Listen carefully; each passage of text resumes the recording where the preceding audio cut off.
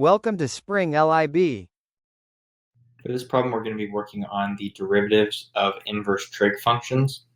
And in this case, we're going to be discussing the inverse of cosine. So our function is g of x is equal to the inverse cosine or the arc cosine of the square root of x.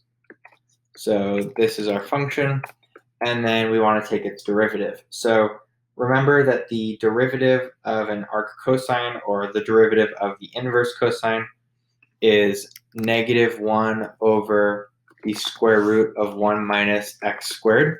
But keep in mind that the x portion is whatever is inside the parentheses. So what we'll end up getting as a result, since this is square root, we'll just get x because we'll have the square root of x squared. So that'll cancel out.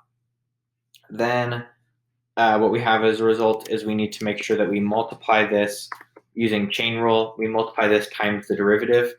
So that's going to be 1 over 2 root x. That's the derivative of what's inside the parentheses.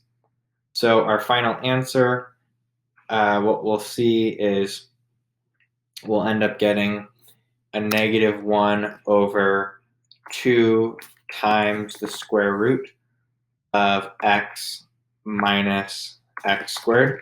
And that's just through distributing this with the other portion of the square root. So this will be our final answer, and this is what we have for y prime.